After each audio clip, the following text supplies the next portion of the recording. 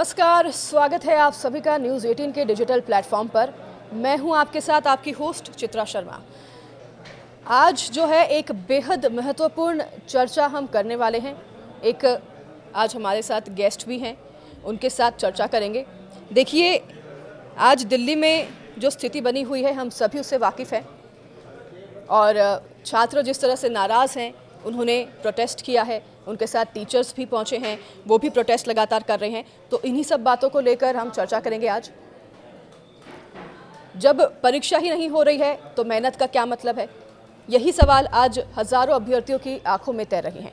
दिल्ली की सड़कों पर गुरुवार को जो दृश्य देखने को मिला है, ये भारतीय भर्ती व्यवस्था का एक बड़ा सवालिया निशान खड़ा करता है। एसएससी की चयन पद परीक्षा फेज 13 में हुई गड़बड़ियों और लापरवाहियों में नाराज छात्र दिल्ली में जंतर मंतर पहुंचे और यहां पर उन्होंने विरोध प्रदर्शन किया। और जब वहां पहुंचे तो उनके साथ क्या किया गया, उनके साथ कैसा व्यवहार यहां पर हुआ, इस सब के हम गवाह हैं, हम सभी जानते हैं। और आज के पॉडकास्ट में हम चर्चा करेंगे इन्हीं सब मुद्दों पर, दिल्ली में चल रहे एसएससी प्रदर्शन की। और इसी चर्चा में हमारे साथ एक विशेष मेहमान मौजूद हैं जिनका नाम है नवीन शर्मा, आप जानते होंगे।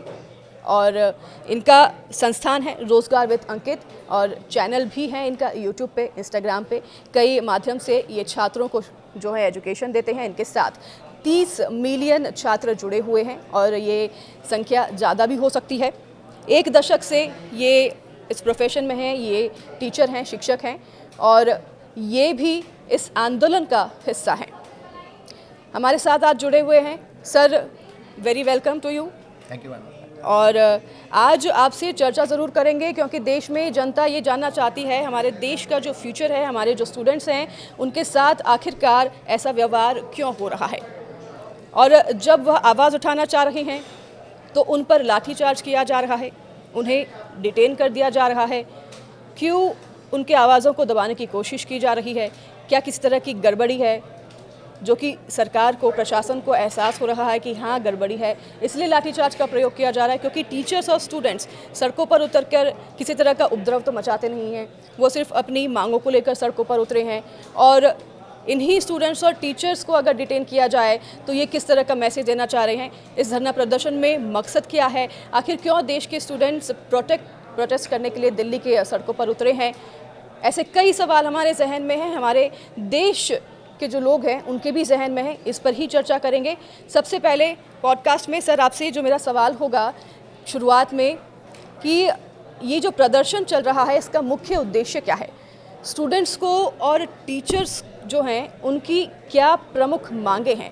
क्योंकि हमने देखा कि टीचर्स और स्टूडेंट्स जब आए हैं वो प्रोटेस्ट करने के लिए, तो उनकी कुछ ऐसी बड़ी मांगे नहीं हैं, उनकी बेसिक मांगे हैं और ये वाजिब भी है, जिनको सुनना चाहिए, जिस पर सुनवाई होनी चाहिए। तो आप ही से मैं पूछना चाहूँगी सवाल और आप ही से मैं शुरुआत करना चाहूँगी कि जो ये प्रोडक्शन हो रहा है, इस प्रोटेस्ट में, इस प्रदर्शन में छात्रों की क्या प्रमुख मांगे हैं? टीचर्स उनके साथ जुड़ आए हैं, काफ़ी चर्चित नामी टीचर्स भी उनके साथ जुड़े हैं जिनको डिटेन किया गया, ये भी हमने खबर देखी।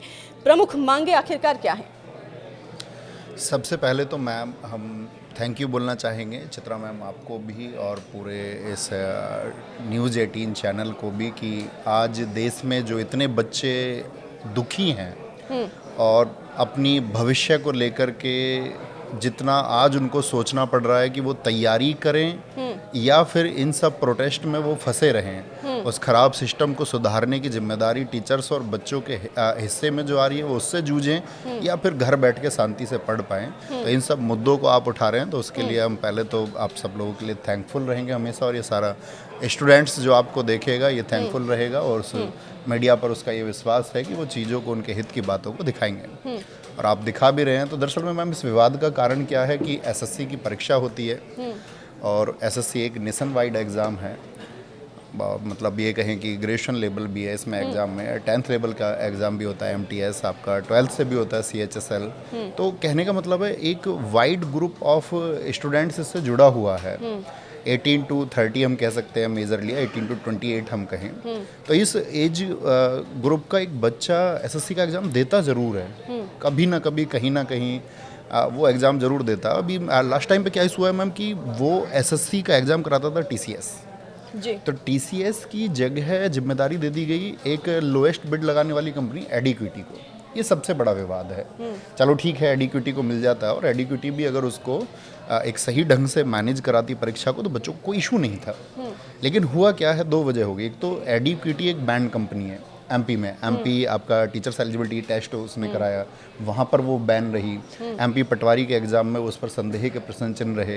तो एक तो बच्चों के दिमाग में आ गया कि हमारी जो एग्ज़ाम कंडक्ट कराने वाली कंपनी है वो एक बैन कंपनी है।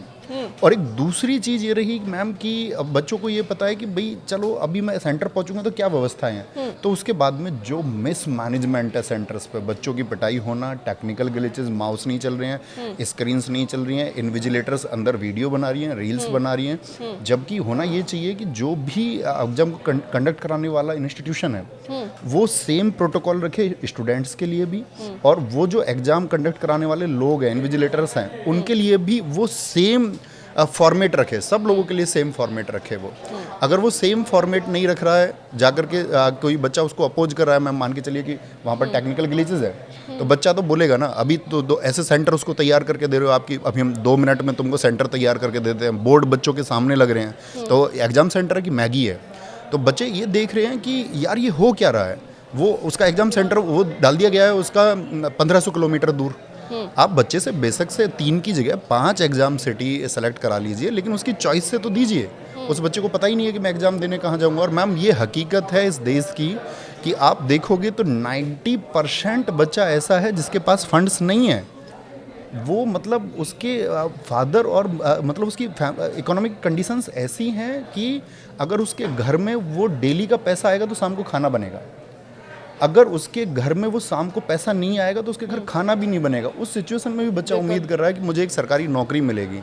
वो पढ़ रहा है, अपनी स्थिति को सुधारने के लिए काम कर रहा है, लेकिन जब वो जा कर के देखता है तो वो एकदम से त्रस्त हो जाता है। भविष्य को लेकर के उसकी सारी उम्मीदें खत्म हो जाती हैं, और यही एक विवाद का कारण बना कि एक एडिक्विटी को मिल जाना, और साथ में एडिक्विटी की बदतर व्यवस्थाएं वहां जाकर के जो बच्चों ने फेस की हैं उनके साथ में जो दुर्व्यवहार हुआ। बिल्कुल बिल्कुल आप सही कह रहे हैं, और ये जानकारी हमारे साथ भी है कि कई छात्र जो हैं वो परीक्षा केंद्र पर जब पहुंचते हैं तो उसके बाद उन्हें पता चलता है कि परीक्षा रद्द कर दी गई है। उन्हें पहले से ये जानकारी ही नहीं होती कि परीक्षा रद्द कर दी गई है। तो छात्रों का ये भी एक आरोप है कि वो इतना पैसा खर्च करके पहुंचते हैं, इतना समय बर्बाद करके वो पहुंचते हैं, और वहां जाकर पता चलता है कि सेंटर पर परीक्षा रद्द कर दी गई है।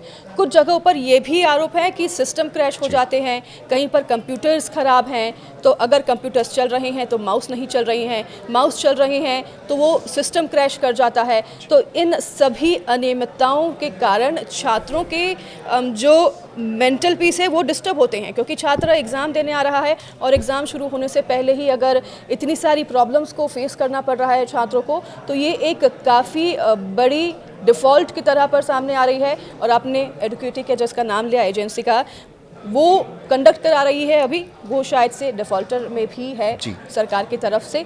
तो छात्र जो हैं मांग कर रहे हैं, प्रमुख मांगे हैं, उनमें शायद से एक मांग ये भी है जो मैं आप ही से जानना चाहूँगी कि ये जो एजेंसी है इससे वापस लिया जाए टेंडर, और TCS के पास शायद वापस दिया जाए। ये छात्र मांग कर रहे हैं, और इनके साथ कुछ टीचर्स भी हैं जिन्हें भी डिटेन किया गया था जब कल वो प्रदर्शन करने के लिए पहुँचे थे।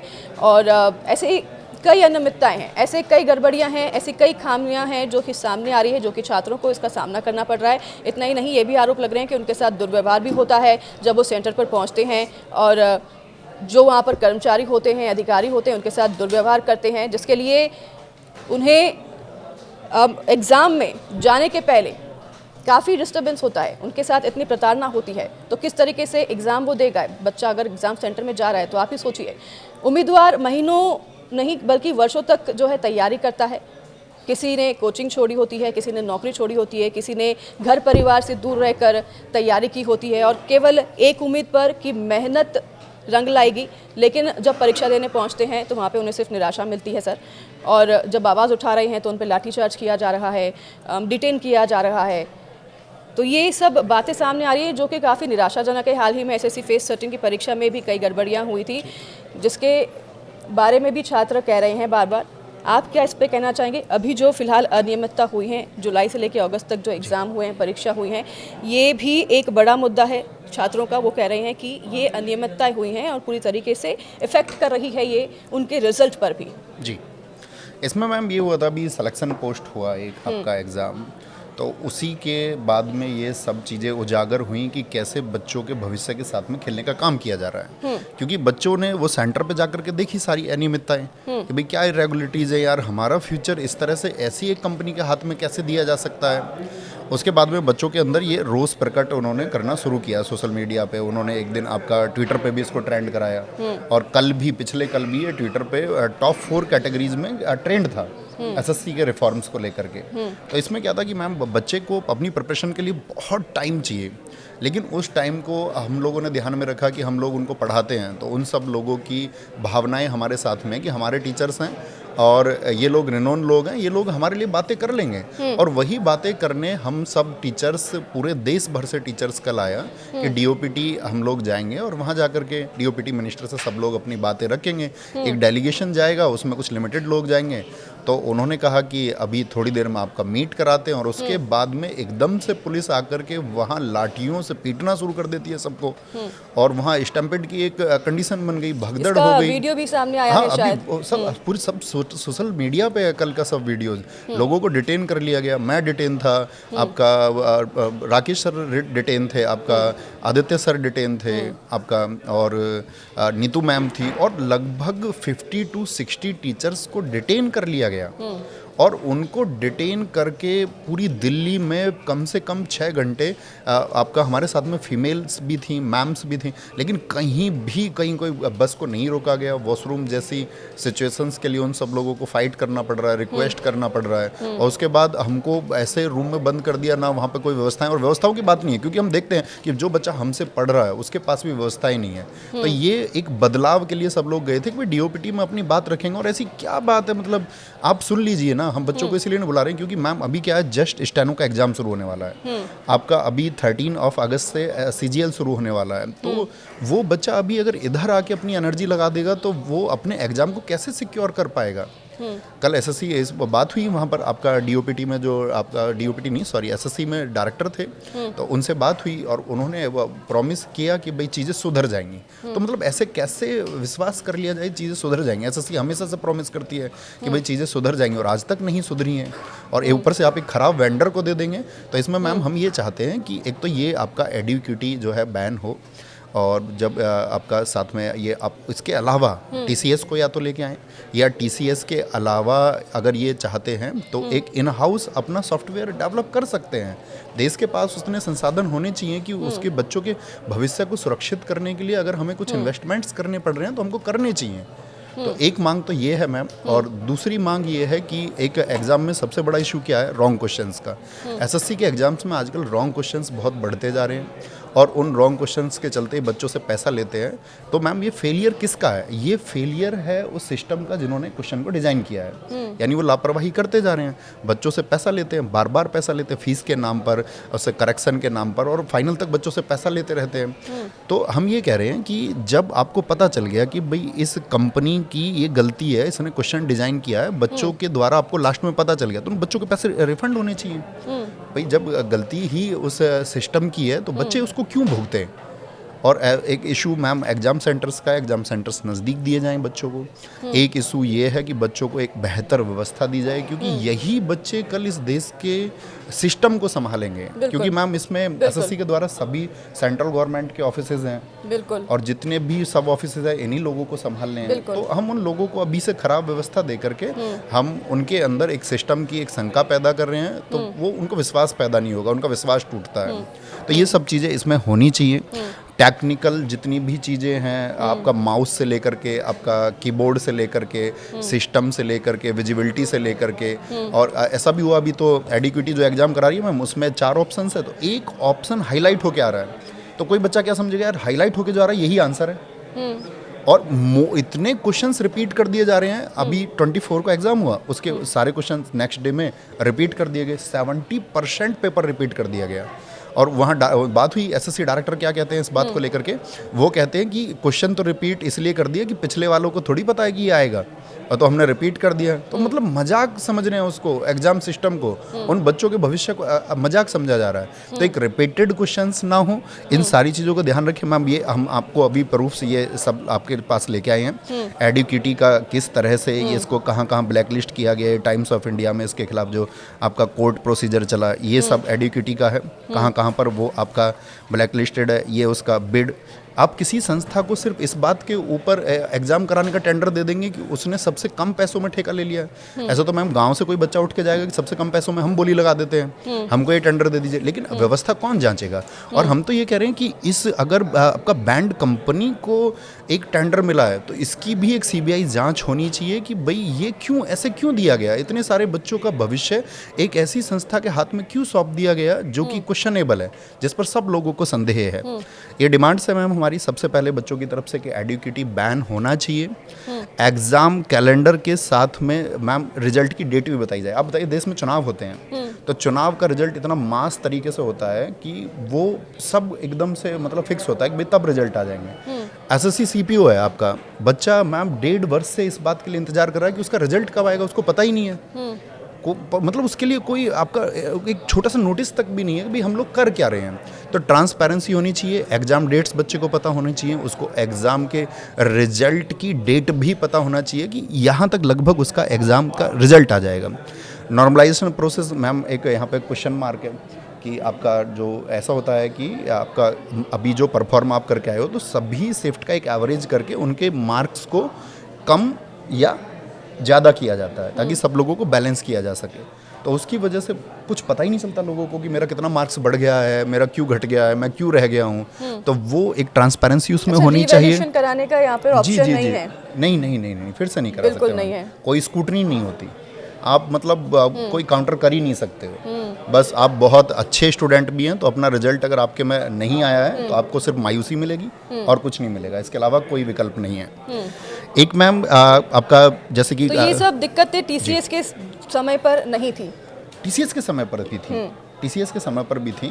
जो रॉन्ग क्वेश्चंस की दिक्कत है ये टीसीएस के समय पर थी, लेकिन इस सब में हम उम्मीद ये करते थे स्टूडेंट्स भी सब टीचर्स भी कि भाई ये चीज़ें अगर हम लोग एक अच्छी आवाज़ उठाएंगे, क्योंकि लास्ट टाइम पे यही आवाज़ें उठ रही थी, एसएससी रिफॉर्म्स की आवाज़ें उठ रही थी लास्ट 6 मंथ से।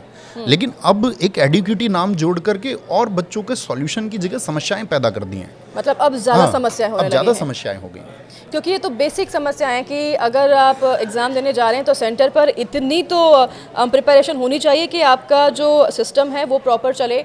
माउस तक नहीं चल रहा, क्या चेक नहीं किया जा रहा बच्चों के आने से पहले, क्योंकि ये बेसिक से प्रॉब्लम है। और ये प्रॉब्लम्स ही अगर सॉल्व नहीं हो रहे हैं तो इतने बड़े पैमाने पर परीक्षा जो है इसको कैसे कराया जाएगा और कैसे रिस्पॉन्सिबिलिटी लेंगे। सबसे ज़्यादा जो है मुझे लगता है प्रॉब्लम एडुकेटी एजेंसी है, उनको लेकर है। छात्रों की मांग है कि उनको हटाया जाए।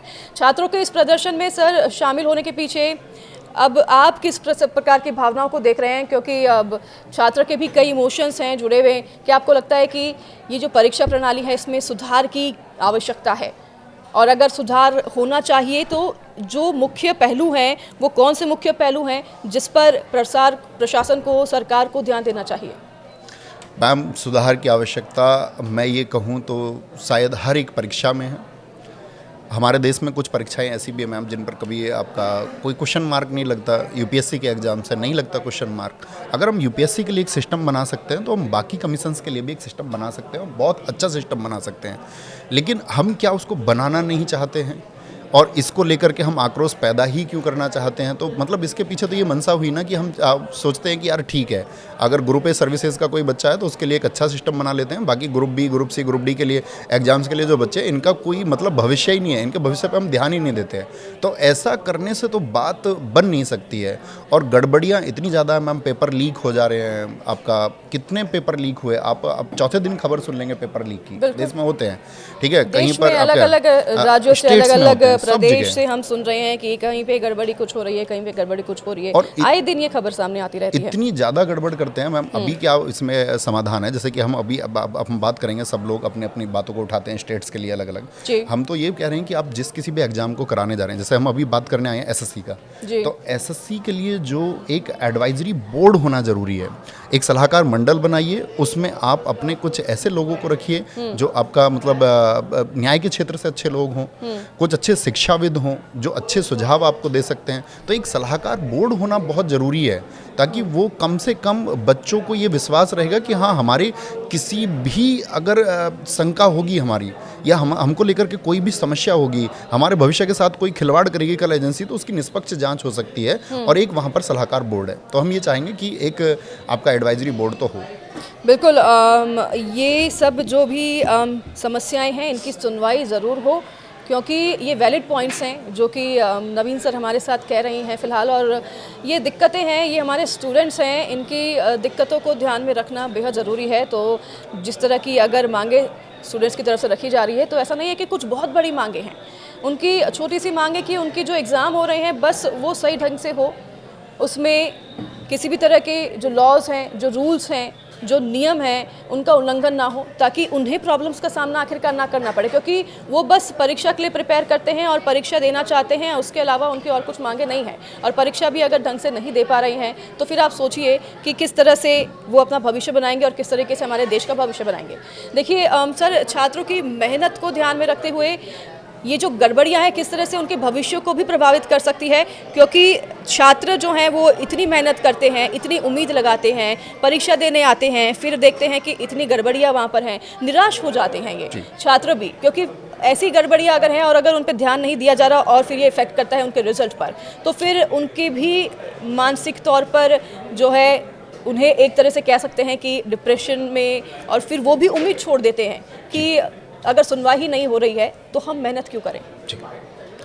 मैम, बहुत अच्छा प्रश्न आपका है, क्योंकि जो गवर्नमेंट जॉब के लिए प्रिपरेशन करने वाला वर्ग है ना मैम, वो मैक्सिमम रूरल एरिया से आता है, देहात से। आज भी सरकारी नौकरी को मिल पाना एक बहुत बड़ी प्रतिष्ठा की बात हो जाती है समाज में। तो रूरल जो एरिया है, ग्रामीण क्षेत्रों की हम बात करें, तो वहाँ पर मतलब बच्चों के पास में टेक्निकल स्किल्स उतनी नहीं होती हैं, उस तरह का अवेयरनेस उनके पास में नहीं होता है कि वो अपना टेक्निकल फील्ड में आगे बढ़ें। तो उन सब लोगों को आस होती है सरकारी नौकरी से, और जब उस सरकारी नौकरी की तैयारी करते हुए उसे वर्षों बीत जाते हैं, सिस्टम से जूझते हुए उसे वर्षों बीत जाते हैं, और इन वर्षों बीतने के बाद में उसको पता चलता है कि नहीं, उसकी सुनवाई करने वाला नहीं है, ये सिस्टम साफ सुथरा नहीं है, यहाँ पर किसी को कुछ भी मिलने के अवसर होते हैं, और बहुत गड़बड़ियाँ जितनी वो देखता है, जूझता है उन सब चीज़ों को, अंत में मैम उसके पास में विकल्प नहीं बचते हैं।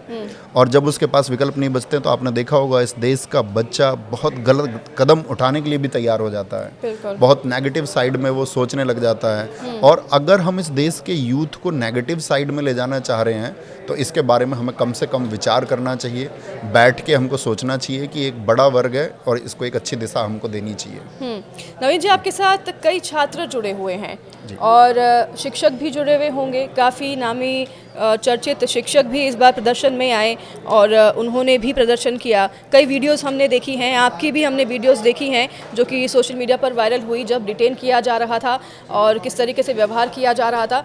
तो जब ऐसी स्थिति उत्पन्न होती है तो छात्र जो हैं और शिक्षक जो हैं, दोनों के लिए ये स्थिति कितनी चुनौतीपूर्ण हो सकती है, क्योंकि जहाँ पर छात्रों को प्रिपरेशन करनी है एग्ज़ाम्स के लिए, जहाँ पे उन्हें अपने भविष्य को संवारने के लिए काम करना है, जहाँ शिक्षकों को छात्रों के भविष्य को संवारने के लिए काम करना है, वहाँ पर ऐसी नौबत क्यों आ पड़ती है कि उन्हें सड़कों पर आकर प्रोटेस्ट करना पड़ रहा है और उन पर लाठीचार्ज किया जा रहा है, क्योंकि कोई उग्रवादी तो है नहीं, टीचर हैं, ये स्टूडेंट्स हैं, मासूम छात्र हैं, तो इनके ऊपर ऐसा व्यवहार करना, इससे ये कितना चुनौतीपूर्ण हो जाता है टीचर्स के लिए भी, खास तौर पर क्योंकि ये टीचर्स भी हमने देखा है कि इस बार सामने आए हैं और टीचर्स जो हैं वो आवाज़ को छात्रों की उठा रहे हैं ताकि छात्रों को वो मुश्किलों का सामना ना करना पड़े।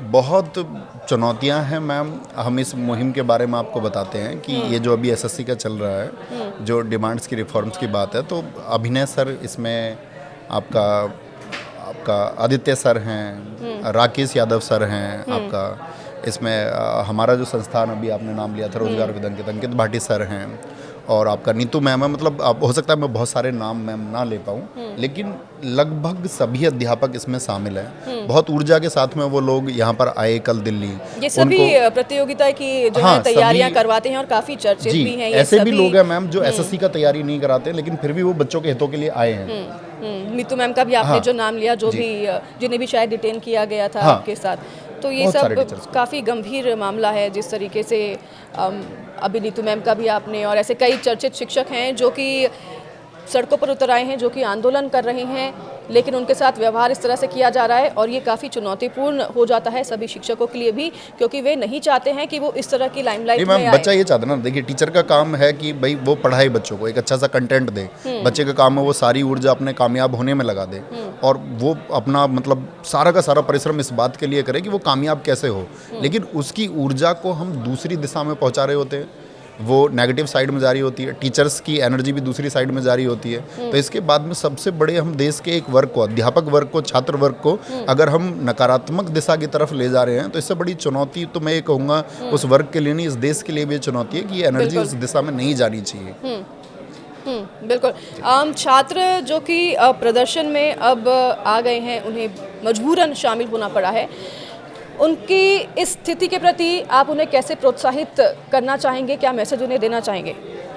मैम, मैसेज हम ये देना चाहेंगे कि इस देश में भगत सिंह हंसते हंसते फांसी के फंदे को झूले थे, और इस देश के लिए उनके सपने थे कि ये देश एक सशक्त देश बनेगा। अपने अधिकारों के लिए लोग लड़ना चाहेंगे और लड़ना सीखेंगे, और उनको लड़ना चाहिए। तो जब हम किसी एक बात के लिए अपनी मांग को उठाते हैं तो हमको पुरजोर तरीके से उठानी चाहिए और हमको पूरा प्रयास करना चाहिए, लेकिन हमको उसके लिए संवैधानिक तरीके का, कानूनी तरीके का पालन करना चाहिए। हमको देखना चाहिए कि पुलिस प्रशासन हमारे लिए परेशानी नहीं है, क्योंकि मैम उसको प्रोटोकॉल फॉलो करना पड़ता है। पुलिस के साथ में आप अच्छी व्यवस्था बनाना, अपनी मांग उठाते समय आपको बाकी प्रशासन के साथ में अच्छी तरह से पेश आना पड़ेगा, क्योंकि हमारी लड़ाई मैम डीओपीटी और एसएससी से है, उस खराब संस्था एडुकेटी से है, एसएससी के रिफॉर्म्स को लेकर के है। क्योंकि सबसे बड़ी डिमांड ये है कि डीओपीटी आपका हमारे टीचर्स के डेलीगेशन से मिल ले, उसमें हमारे लिमिटेड टीचर्स होंगे, बच्चों का रिप्रेजेंटेशन वो करते हैं और बच्चों को विश्वास है कि वो उनका सही पक्ष रखेंगे।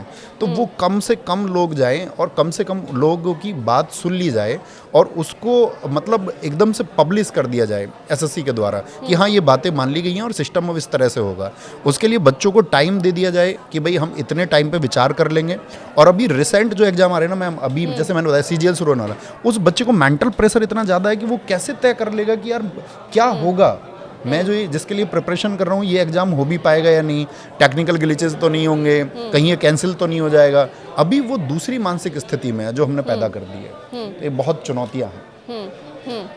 तो ये जो छात्र हैं, इन्हें भविष्य के लिए आपकी क्या सलाह होगी? और जो टीचर्स भाग ले रहे हैं सक्रिय तौर पर, क्या आप छात्रों को, टीचर्स को कहना चाहेंगे कि इस आंदोलन में सक्रिय तरीके से भाग लें? क्या आप उन्हें एक तरह से प्रदर्शन के लिए आप कहें कि आए सड़कों पर? क्योंकि देखिए, अगर ऐसे प्रदर्शन होते हैं तो तकलीफ़ें दोनों तरफ से होती हैं और भी ज़रिए होते हैं, लेकिन प्रदर्शन का ज़रिया मैं भी समझती हूँ कि ये एक आखिरी मजबूरी होती है जब कोई किसी तरह की सुनवाई नहीं होती, कि तब सड़कों पर उतर आना पड़ता है, और छात्र तभी सड़कों पर उतर आते हैं जब उनकी सुनवाई नहीं होती है। लेकिन इसका क्या और भी विकल्प हो सकता है?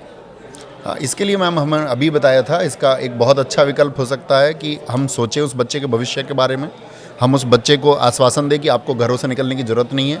अभी डीओपीटी आप लोगों से बात करेगा, एसएससी आपसे बात करेगा, चेयरमैन आपसे बात करेंगे और आपकी चीज़ों का समाधान कर दिया जाएगा। तो बच्चे क्यों निकलेंगे? बच्चे कौन सा मैम आपका वो, उनको कोई शौक थोड़ी है आंदोलन करने का या कहीं पर इकट्ठे होने का। लेकिन हम कहेंगे अगर वो लोग नहीं सुनते हैं तो हमको अपनी मांग बहुत पुरजोर तरीके से और संगठित तरीके से और संवैधानिक तरीके से उठानी होगी, और वो हमको उठानी भी चाहिए, तभी सॉल्यूशन होता है। नहीं तो फिर उसका कोई समाधान हो नहीं पाता है अगर हम संगठित होकर अपनी बात को नहीं उठा सकते हैं, और वो हमको उठानी चाहिए। और वो ये पूरा छात्र वर्ग उठाएगा, ये सब लोग संगठित हैं और पूरे अध्यापक वर्ग इन लोगों के साथ में है। बहुत ही महत्वपूर्ण आज आपने बातें कही हैं और बहुत ही प्रेरणादायक बातें आपने कही हैं। संदेश जाएगा सभी जो हमारे छात्र हैं उन तक आपके द्वारा, नवीन सर। और मैम, इसमें हम एक चीज़ और आपका जुड़ना चाहेंगे कि अभी हमने जैसे आपको बताया कि वो तो मेजर इशूज़ है जो सब लोग चाहते थे। इसमें हमारे टीचर्स जो बात कर रहे हैं वो डेलीगेशन जाएगा बात करने, तो इसमें वेटिंग लिस्ट पे भी बात करनी है सब लोगों को कि वेटिंग लिस्ट में किस तरह से सॉल्यूशंस होंगे, आपका ट्रैफिक को लेकर के, एग्ज़ाम सेंटर्स कितना कन्वीनियंस हो आपको। मतलब मैम जान के हंसी आएगी कि इस साइड में आपका यहाँ पर मैरिज हॉल है और उसके साइड में आपका एग्ज़ाम सेंटर बना दिया है, इधर डीजे चल रहा है, बच्चा एग्ज़ाम दे रहा है। इस मेंटल प्रेशर में कैसे एग्ज़ाम दे सकता है। नीचे यहाँ पर मैम यहाँ पर आपका डेयरी है, भैंस बंधी हुई है, सेंटर बना दिया है। इस तरह की मानसिक स्थिति बच्चे की आप जो बना रहे हैं, तो बहुत सारे ऐसे इनपुट्स हैं जो हमारा टीचर्स डेलीगेशन देना चाहेगा आपका एसएससी को कि भाई उनको कौन कौन से सुधार की आवश्यकता है। तो हम डीओपीटी से भी ये डिमांड करेंगे और एसएससी से भी ये डिमांड करेंगे कि चेयरमैन और डीओपीटी मिनिस्टर एक साथ में बैठ के बच्चों के इन भविष्य के बारे में चिंता करते हुए टीचर्स के डेलीगेशन से मिले। जाते जाते मैं आपसे चाहूँगी कि एक बार स्पष्ट शब्दों में ये जो मांगे हैं ये आप रखें ताकि ये मांगे पहुँचे सही लोगों तक, प्रशासन तक, सरकार तक, और इन मांगों पर ध्यान दिया जाए और जो भविष्य है छात्रों का वो सुधारा जा सके। मैम पहली डिमांड तो यही है कि जो वेंडर है वो अकाउंटेबल वेंडर इनको चुनना चाहिए, जो जिम्मेदार रहे, जिस पर संदेह ना हो, इन बच्चों को विश्वास रहे। एक अच्छा वेंडर होना चाहिए। एडिक्विटी को बैन किया जाए। दूसरा, बच्चे की टेक्निकल जितने भी ग्लिचेस हैं आपका एग्ज़ाम देते समय वो दूर हों। उनके एग्ज़ाम सेंटर से संबंधित जो भी समस्याएं हैं वो दूर हों, उनके लिए एक्सेसिबल हो, एक सुगम रास्ता हो, ट्रैफिक की अच्छी व्यवस्थाएं हो, उन सब का ध्यान रखा जाए। और जो लोग वहाँ एग्ज़ाम को कंडक्ट करा रहे हैं वो प्रशिक्षित लोग हों, वो लोग जानते हों कि एग्ज़ाम कैसे कराया जाता है, उनको इस सब के बारे में जानकारी होनी चाहिए ताकि बच्चे का वो बहुत अच्छे से मनोबल बढ़ा करके उसको हेल्प कर पाएँ, एक कि उसको ऑड फील ना हो। मैम वहाँ पर एक तो हमारी डिमांड ये है, एक हमने आपको बताया सबसे बड़ी बात है कि एसएससी के लिए एक एडवाइजरी बोर्ड उनको बनाना चाहिए, एक सलाहकार मंडल बना करके वो बहुत सारी चीज़ों को हल कर सकते हैं, ठीक है।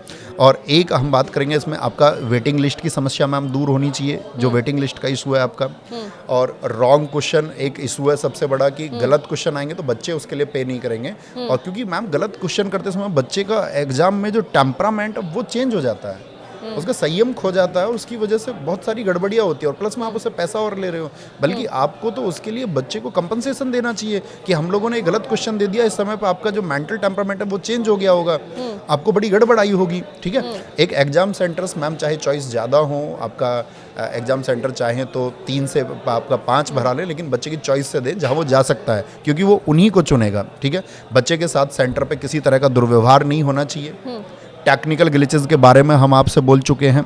और जैसे मैम सबसे बड़ा इशू एक ये भी है कि किसी एग्ज़ाम का अभी फॉर्म निकला, जैसे कि मान के चलिए आपका एसएससी सीजीएल का फॉर्म निकला, अब एसएससी सीजीएल की ज्वाइनिंग नहीं हुई है और दूसरे फॉर्म आ गए, तो पहले ज्वाइनिंग हो जाए, दूसरे फॉर्म तब आए सब लोगों के, क्योंकि वो नहीं तो बार बार रिपीट करता रहता है, बच्चा एग्जाम को देता रहता है, उसकी जॉब को और कोई लोग लेते रहते हैं हमेशा।